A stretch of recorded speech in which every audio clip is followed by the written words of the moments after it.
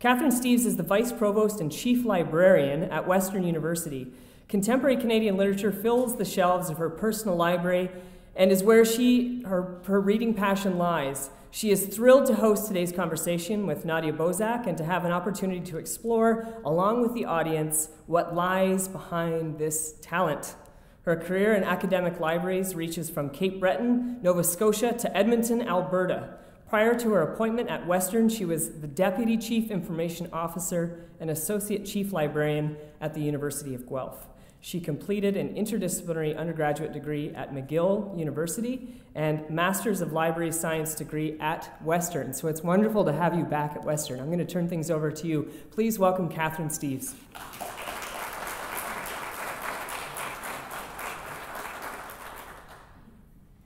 Thank you very much, Joshua. So my first order of operations is to introduce you to the feature speaker today, Nadia Bozak. Nadia is currently assistant professor at Carleton University, where she is leading the growth of their creative writing concentration. She holds a PhD in comparative literature from the University of Toronto, and her doctoral work considered the relationship between technology, cinema, and the biophysical world, and it resulted in the publication of her book, The Cinematic Footprint: Lights, Camera, and Natural Resources.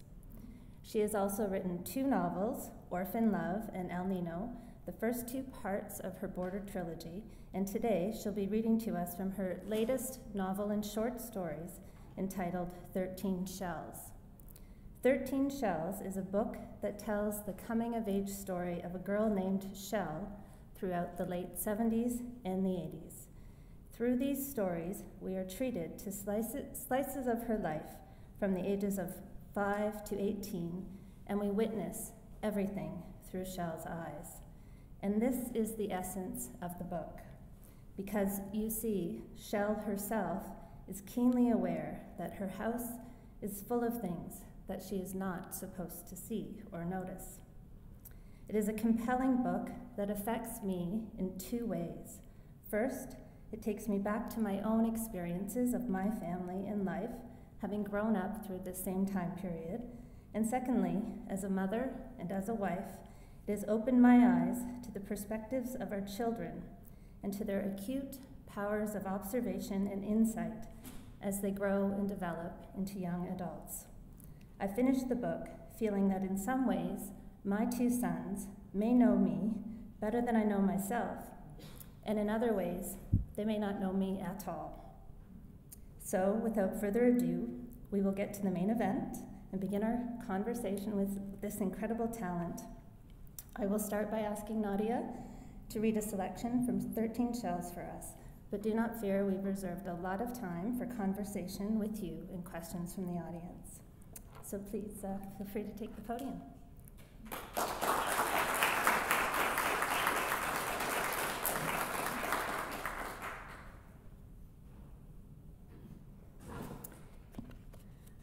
Thanks, Catherine, for a very informed and generous introduction, and thank you, everyone, for coming today. I'm going to read from the first story in this collection. As Catherine mentioned, it's a collection of linked short stories. So the first story begins, Shell, the main character, is 5 years old, and there's a story for each year of her life over the course of 13 years. So I'll give you a bit of context just to set up the story. It's about 1974, and Shell and her parents are moving into a new house. They're going to look at a new house. Her parents are artists, they make pottery, and they need a place to have a studio and a business.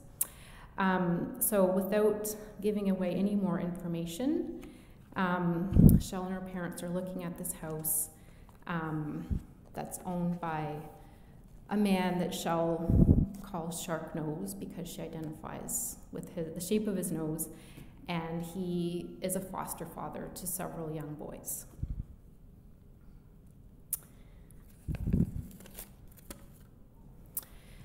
Dad follows Sharknose through the backyard to the garage, while Shell tugs Mum towards the red swing set in the neighbor's yard, on the other side of a high fence. Mom, though, is watching the boy. He crouches, sorry, I should set this up a little bit more. There's a particular boy who's invited them into the house, and he's drinking Mountain Dew. And he's a little bit menacing, and he has a hair lip. Okay. He crouches at the base of a dense black walnut, the empty Mountain Dew bottle pressed hard between his knees like he's trying to burst it. The walnut's branches ensnare the power lines above, and its fallen balls of hard green fruit stain a patch of concrete that might once have been a patio.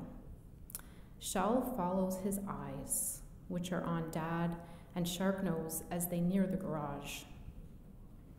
Of the 2 school buses inside the garage, one has its engine torn out.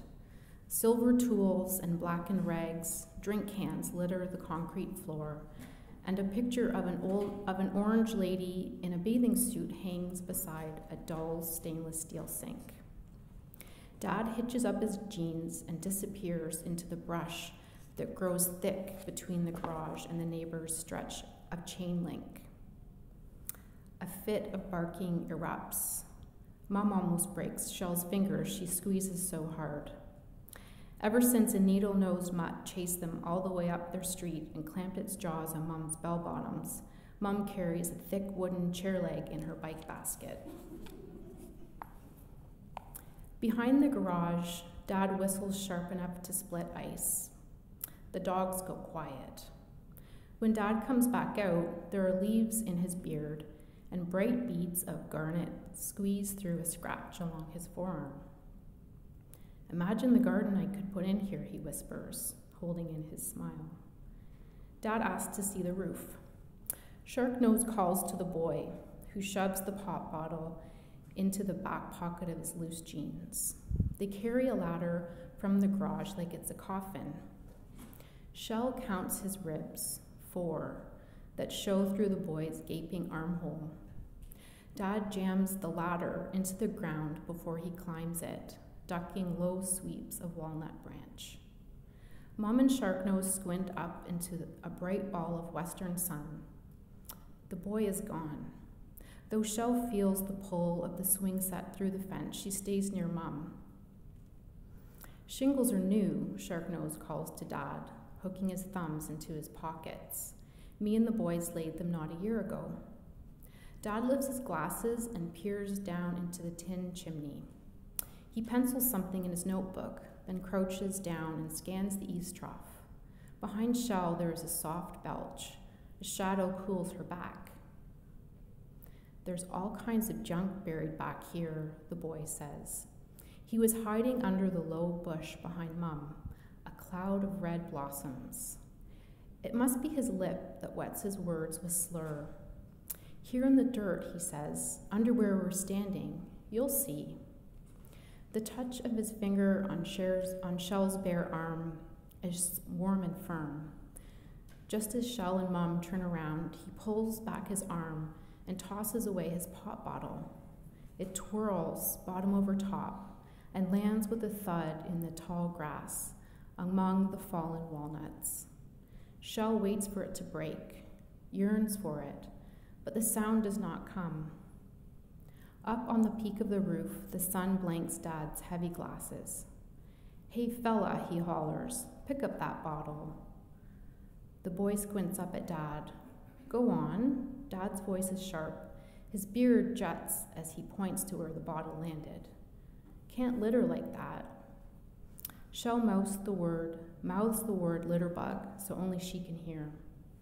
In Montessori, they sat in a circle and recited, pick it up and don't be litterbug, while the teacher thumped notes on a wood piano.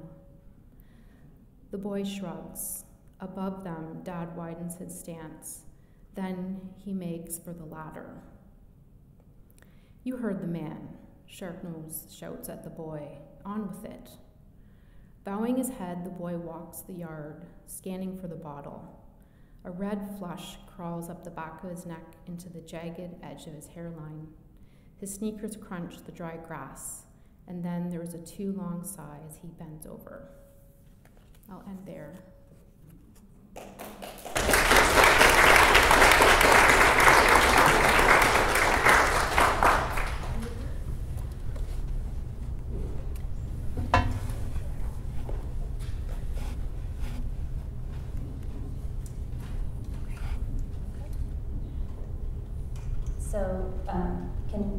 holding this close enough? Can you hear me? Okay, great.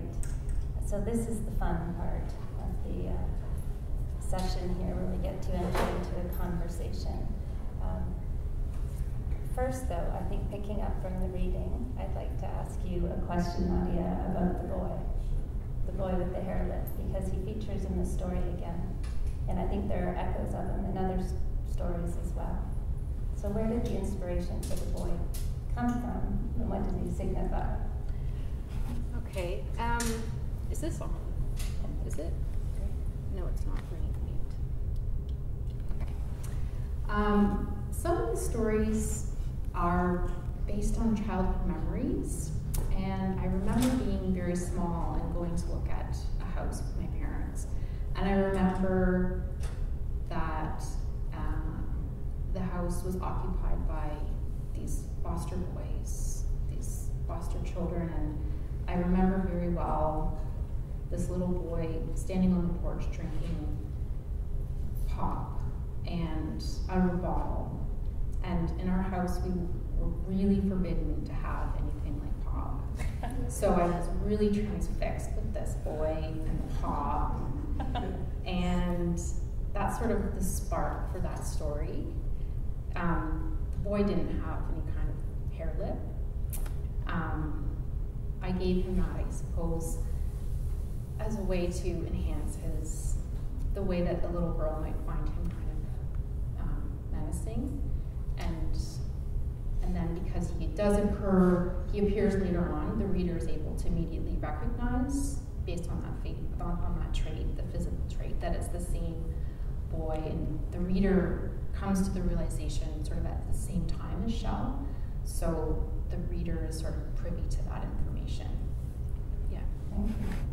So you just mentioned that some of the stories are based in some of your real life. So I want to ask, what gives you inspiration for your stories, and where does a piece of writing begin with you? How do you choose which memories to bring to life in a novel? Well, this is the only book I've written that is kind of deliberately inspired by real life. And for this book in particular, it was a friend of mine who I was sort of telling childhood stories to. She recommended that I write them down. She thought they were kind of quirky and funny. So I started to, and one sort of came out of the other, and it felt very natural and very fluid. But I would say that my other stories are much more they're sort of deliberate in the way that they might want to engage with a certain theme or a certain setting, for example, whereas this sort of came about in a much less deliberate way. Yeah. So what sorts of themes do resonate throughout your work? That's a good question. As I look back, they all feature orphans, which isn't really intentional, but there's often a wayward child involved. So that's definitely a through line of all of the fiction that I've written. As I mentioned too, the first two novels that I wrote, they're part of a trilogy about exploring various types of natural environments, looking at the way that narrative sort of is influenced by geography in many ways, looking at the way that sort of anthropomorphic climate change kind of destroys a lot of the mythologies that we have about, say, in Canada, the abundant, clean wildernesses that we have. So my first novel, Orphan Love, dealt with that quite a bit. And the second novel I wrote was set in the desert and was also very much about sort of wanting to engage with the idea that how human these so-called kind of natural spaces are. I've read Orphan Love as well, and when I through my research, read what your thesis was, I could see the elements of that work probably in this work of fiction to the connection with the natural space. I think there's also a very strong sense of time in your work, both in Orphan Love and of course in this one, which is set through the 70s and 80s. Could you tell me a little bit about how you evoke the sense of time, how you pull the reader into the space so they know where we are? Okay, that's a good question. So this book, it's set in a very, very deliberate and specific time period, sort of mid-70s, and then sort of ending ambiguously around 1989. And my first book, it's set very specifically in 1989. I think for me that was kind of a pivotal year in my life, and I kind of zero in on it as a shifting point. So in terms of evoking the time, this book is very replete with references to pop culture and to junk food and music, and I don't think in any book or in any story actually to say what year it is, but it's all very specifically researched. So, which was very time consuming to make sure that, okay, Mountain Dew, and I got into quite a big to-do with an editor over the Mountain Dew bottle, because if it was set in 1974, Mountain Dew wasn't actually available in Canada at that time. So I had to work it in that the boy says that they drive down to the States together. Because I didn't want to take the Mountain Dew bottle out. Because the story was called Greener Grass, and it was about the green bottle that it breaks, it gets caught in the grass, and she doesn't see it, and she steps on it. So it was so intricately woven into the story, so I couldn't take it out. But I had to be very specific about researching things like pop or Cadbury's Easter cream eggs and making sure that everything fit. Yeah. So one of those sorts of references that stood out for me were the cougar boots that she envies from the border, because I had cougar boots growing up, and they were my pride and joy. And I never had any. Yeah, I coveted those cougars. Yeah, and the references, of course, to the girl Shell in the book reads, of course, throughout her life, and so the references to the works that she was reading definitely resonated with me. Someone who grew up at the same time, and it was quite a treat. My favorite part was at one point she is told that she's too old to continue to read Judy Blume. And then I think she continues to read Are You There, God? It's Me, Margaret, for the 10th time. Yeah. That actually, Judy Blume was a very big influence on 13 Shells. Yeah. And my writing in general. Would you like to say a little more about that? I mean, those were such important books for me growing up, and for so many young people. Young boys, young girls, and I felt that maybe, because I said like the books reference things very deliberately in terms of songs or different types of food, but as a whole, as an entity, I would say that the books reference Judy Blume in that way, but in a very indirect way too. The way that each story kind of deals with an issue. And I also tapped into just her very simple, kind of straightforward sentence structures too. Yeah. Okay. So at the opening reception, if some of the people in the audience had the privilege of being there, Andre Alexis was speaking, and at one point he spoke about a reaction he got from a reader that just surprised him. Like he would never have expected it, and I thought that would be a great question to ask of you. Have you ever had a reaction from a reader to one of your works that surprised you or shocked you?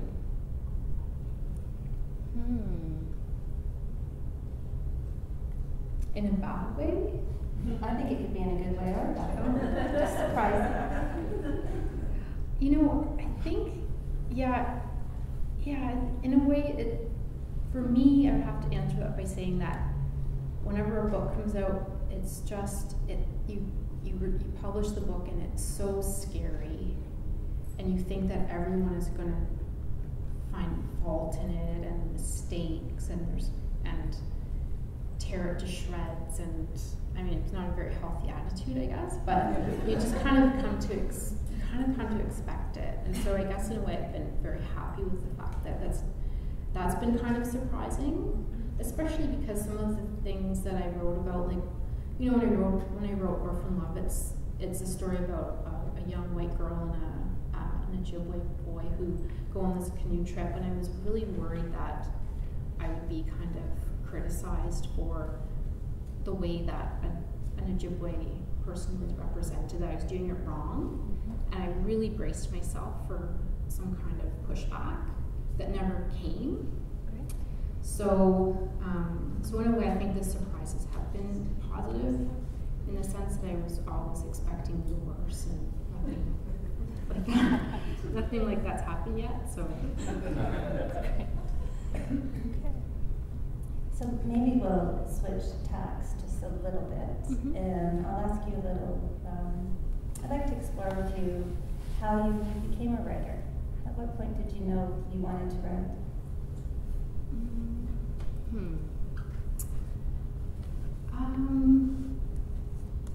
Well, you know, recently I went through some old papers and I found my grade 12 Writer's Craft poetry anthology that was typed up on my mom's typewriter.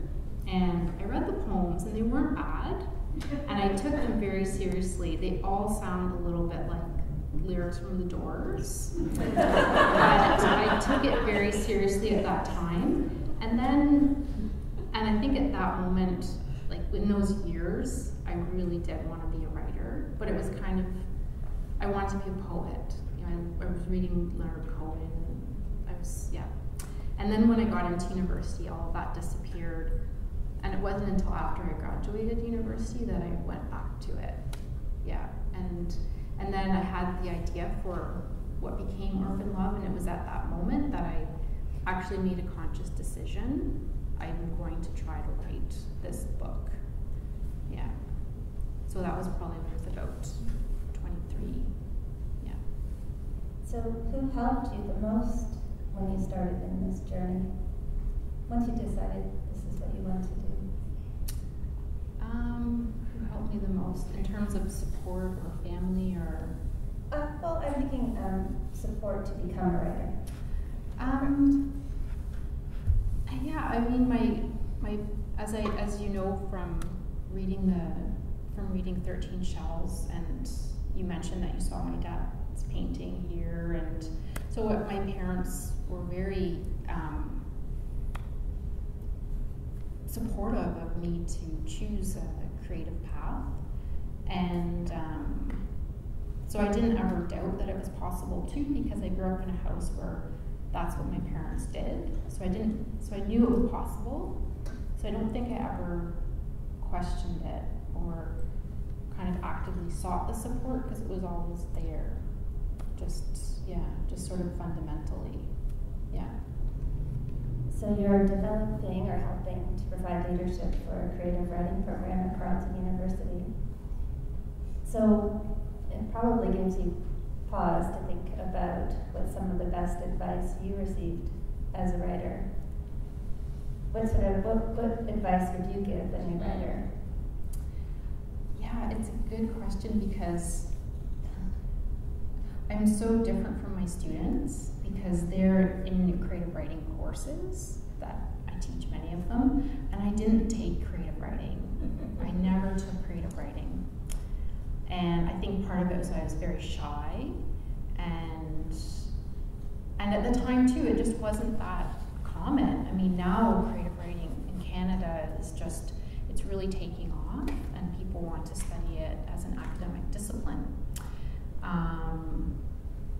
So it's sometimes I find it difficult to teach it, because all I really could say is, well, just write. Just write. Go out, read, write, and sort of figure it out. But at the same time, short lesson. Yeah. But at the same time, but I really envy them too, because that's the way that was my route, and it was a long, hard road. And I think that their journeys will be a lot faster because they're not having to learn the hard way as much. I am able to sort of, make the conditions possible for them to learn to write if they have the desire and the skill to begin with. But ultimately, that is my advice: is to read widely and to write, and also to not be afraid of imagining things or imagining yourself as a different character. You don't have to stick to writing what you know, which a lot of people think you do, but just not to be afraid. Yeah. So I'm wondering if this is a good time. I'd like to get a feel for the pulse of the audience to see if you have any questions you'd like to ask of Nadia here today. Yes? I guess I should repeat them, probably. I just noticed you haven't brought up El Niño at all, and I adored that book. I think it's a fiercely wonderful book, and I just wanted to know what brought about your inspiration for writing that specific book, especially with the two. There's the aspect of the children, but also the woman and her mother in the desert, and how they commingled well. But I wondered why you included the daughter and the mother in the desert. I hope that's coherent. So first of all, what inspired El Niño? I remember very specifically, I had driven through a desert and I was just fascinated with the landscape. It was a very quick journey. And so I was just reading about deserts, and I came across a story, just a very, very brief mention in a book on desert survival, talking about how a migrant laborer was journeying across Arizona, and he happened to come across, there was a car accident, and he decided to stay and to help the driver, and by doing that he gave up his journey. So he stayed and he helped the American driver. The authorities came and he was ultimately sent back, but he also helped save someone's life. So that really inspired me, and I wanted to think through that relationship between the migrant worker and the first world person, and that was really what sparked it. And then with the mother, so in the story, it does sort of pivot around a car accident. The woman who's in the accident, it is a woman, and the witness to it is an undocumented laborer, but he's a young boy. And again, I'm not sure why I chose a boy, but I think it's just this, I really do like to write from the point of view of children, and parts of that book, well, a third of it is from his point of view. Shell's is also from the point of view of a child, and it was just, I really like the way, imagining how children look at adults. So that's where that came from. And then I liked the idea of exploring, sort of jumping off that, the woman who's in the accident, her mother also lives in the desert. So then you have the adult child looking at the adult grown mother. So kind of exploring those kinds of perspectives across generations. Yeah. Yeah. I have 3 questions, but I'll start with one, and that is the trilogy. You've got the river in northern Ontario, you've got the desert in Arizona, and where are we going with number 3? Into poetry? Yeah, that's a really good question. More to come. Okay, so I'll say briefly that I do have a location picked out for a third. What came to mind was Nunavut. Okay. You know, that would only take 2 years of your life. Right.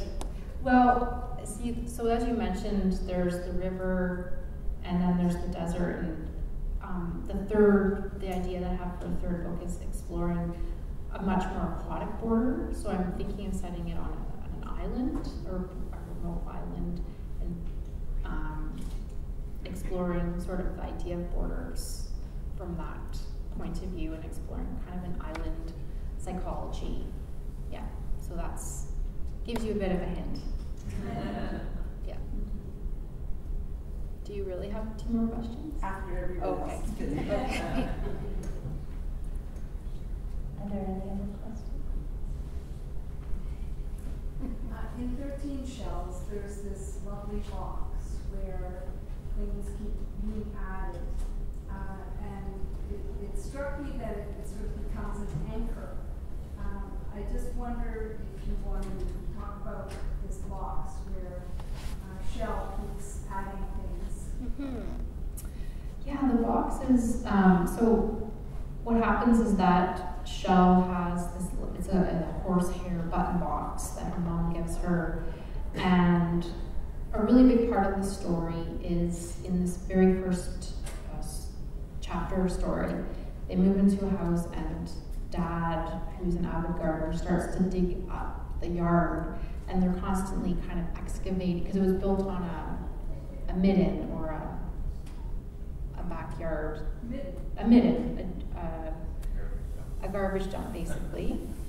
And so they're constantly unearthing things, and as she finds these things, and they're just, you know, a rusted toy soldier, a coin, a piece of jewelry, broken glass, she'll put them in the box, and then over the course of 13 stories, the box fills. And so in a way, something that it was a very deliberate kind of device to hold all of the stories together, because at the end she kind of opens the box and she sees there's sort of an accumulation of her life. But more than that, it wasn't just a device, because I chose her name deliberately as Shell, as this idea of things that we collect, the way people collect shells, and the way that we collect memories, and also the way that the shell kind of represents sort of the swirl. It's kind of timeless, sort of an infinity. So I liked exploring, I liked holding the stories together through the box, but also to comment on just the idea of collecting and discarding our memories and how they change over time, like a shell, the way that's eroded, and yeah. It was so personal, that box, so it was like an inner world or an inner life for Shell. And then didn't that heroine boy violate it in some way? Yeah, when she meets him later, he looks through it. Right. Yeah. That I obviously for me that seemed like a violation, may not have been, but it was interesting, Yeah, and it's also just about the way that, because there's so much in the book that's very material, all the references to material culture, and it's about, you know, the way that memories become material too, that there's an object and you're so attached to it, and sort of questioning that attachment, I guess. Yeah.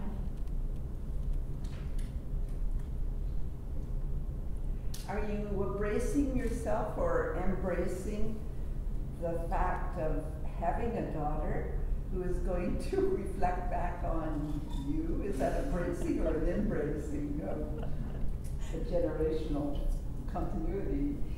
Yeah, that's a very good question. So when I first wrote these stories, it was well before motherhood, but when I did the final edit on them, my daughter was just a little baby. She was a newborn, and so it definitely caused me to change a few things in the stories, actually.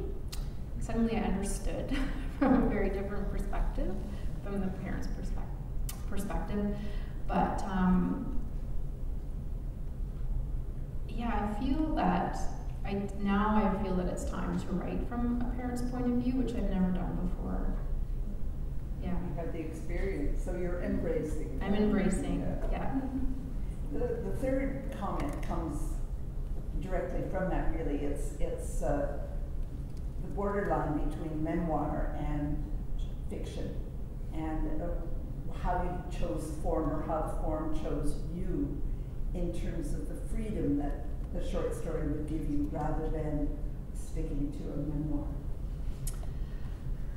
Yeah, I think, I mean, the idea of like, these categories can be so fluid, and the idea of autobiography, memoir, how do you distinguish them? I've never been attracted to writing anything that's sort of nonfiction. And I think all memoirs are fiction. Exactly. And what I really liked is that, you know, by sticking to fiction, even if you want to call it autobiographical fiction, I find that there's more truth-telling in fiction, because you can communicate through symbols and metaphors that don't exist in real life, or that didn't happen. And also, whenever I try and tell stories that are, you know, some of these stories I tried actually to write them as kind of personal essays, and they were very boring because I tried to stick to what I thought was what happened, or the truth. But what you really have, in order to tell a good story, you have to cut a lot out. It's like listening to someone's dream, which is really boring to listen to someone's dream. So you have to, you know, trim and add and subtract until you have a good story. And so that's why I really like fiction for that reason. Yeah, even if it's based on something that's true. Yeah. I can see the Mountain Dew bottle going over and over by itself. I'm wondering how you teach your students to notice things like that, and how you keep track, if you do, of those details, of those ordinary details that really work. Yeah, that's interesting, because that's something that's so, the way that you see the world is so specific. That's the thing that you can't really, it's hard to teach people how to see. But with my students, I mean, I read with them, and I read closely. And when I'm teaching creative writing, I'll, you know, project a few lines, wonderful lines from a writer onto the projector, and we'll just go through it and try and get them to understand how these details just make something pop, you know. And I get them to keep diaries. I show them slides and pictures and get them to just to focus on these very key details that make things believable and that also make them really unique. But it's very hard to get someone to see. It's your job as a writer to see and to get the reader to see, but to teach someone to see can be very, it's very challenging. Yeah. Henry James said, "A writer is one on whom nothing is lost." You know, like, I always pictured him walking up a stairwell, and I don't know where that idea came from, but not losing a single thing about the shape of the banister, the pegs in it, you know, the rug, and maybe just slowing people down. Yeah, it's another thing too that I should add that you've brought into my mind is I used to, I don't as much anymore, but I used to watch a lot of movies, and I did a lot of my academic work on cinema, and I feel that taught me how to see in many ways, and that's something that I try to encourage my students to do, is to look at films and understand how a filmmaker can zero in on a certain image or cut things together to get you to see in a really particular way. And I think that that's something that creative writing needs to pay a little bit more attention to, is for inspiration. Yeah. You mentioned that you enjoy writing like from a child's perspective. I'm wondering now, being a mother, if it's making you think of other ideas, books that you would maybe want to now write about, because you're watching your little one grow. So. Well, Cheto, my partner, knows that I'm really actually wanting to not write about the island and to write about daycare. Because we've just gone through so many problems with daycare, and I would love to write about it because it's a huge social issue that we don't have enough affordable daycare, and the things that parents will put up with. They'll put their children in daycares and sort of put up with it, even though it's caring for your child, and it's just sparked so many ideas about an interesting story, because I don't know many novels that are set in daycare, but I'm very drawn towards that. Okay. Yeah. Whose perspective would you use?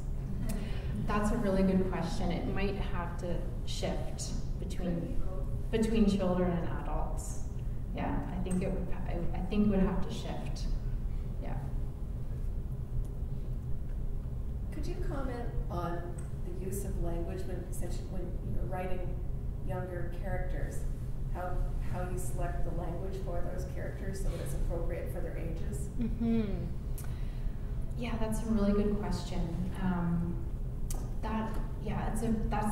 Can be a very big challenge. And it was with this book in particular too, because each story is from a different. She gets older, so there's a lot of nuance there as she grows. Part of it is reading Judy Blume and taking some cues from young adult writers. Sort of the pacing influenced me quite a bit. But also the way, I think the language is inspired by the way that I imagine kids see the certain kinds of details. They're very sensory when you're a child. You're born with all these taste buds, and they slowly disintegrate over the course of your lifetime. So they know they can taste more. They seem more sort of attuned to textures and sounds and colors somehow. It's very vibrant. So that was just something that I imagined had to be. And so in these stories, they're very sensory, and there's a lot of descriptions of, yes, the things that she tastes and touches and the colors and the light, sort of almost being in a Alice in Wonderland kind of place. But then again, you're right, when you're writing from this kind of point of view, and it's written in third person, so it's through her eyes, but you kind of are aware of the fact that there's an adult writing the stories.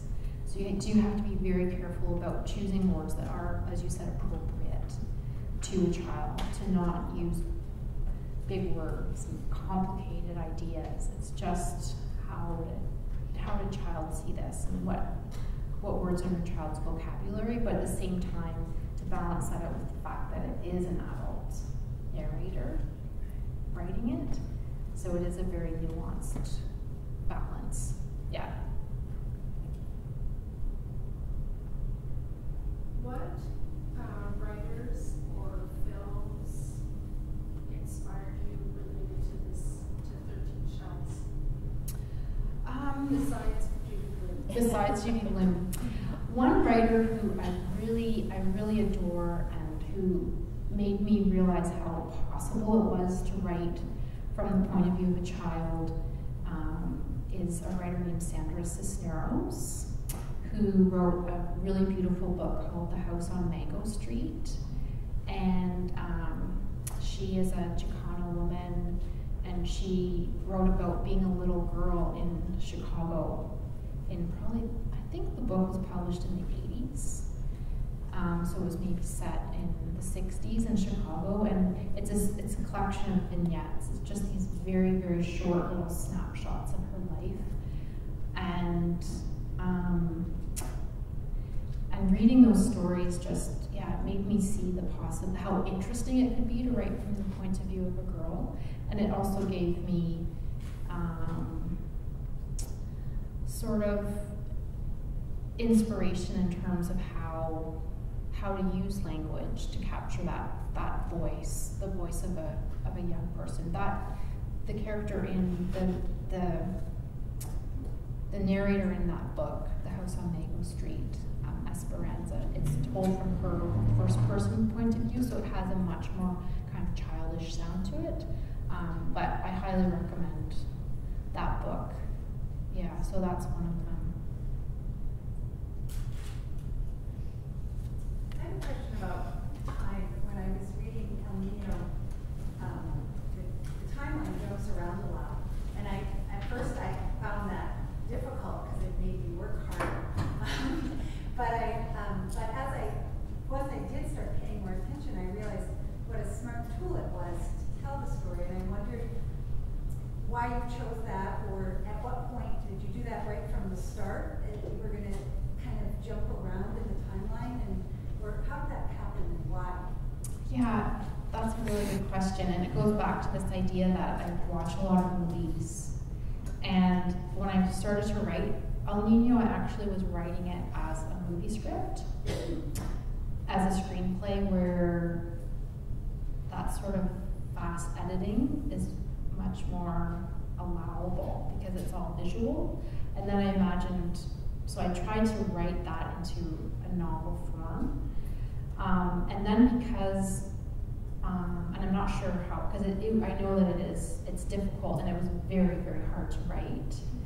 And because there's the 3 points of view and you're sort of going back and forth between them, and then there's different time frames too, I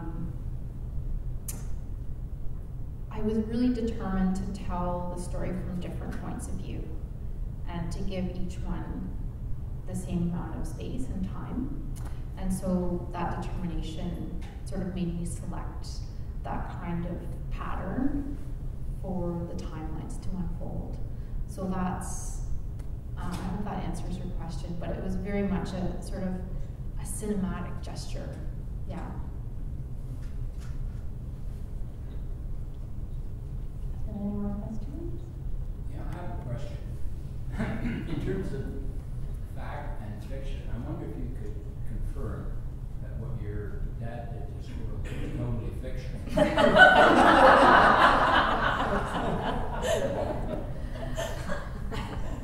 Well, Dad.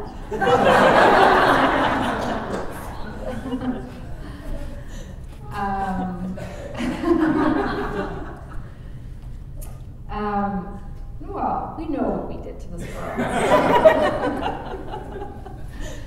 Answer. Yeah. Wonderful. So I see Joshua is coming in. I think we're coming close to the end. Well, it looks like there's one more question. One more question, and that was the 13 shells we talked about, or you talked about being coming of age. And when I bought a couple of them for coming of age young women, and I wondered whether you've had a feedback, or whether in fact it is that audience, that age group is able to really get into that kind of a book. Mm-hmm. It was my impression, but then I thought, well, I haven't had any feedback about those gifts, so that's the problem. What's that? They never give it. Then they don't give the feedback. They never, or I mean, that age group doesn't give feedback. Right. Not if they can help.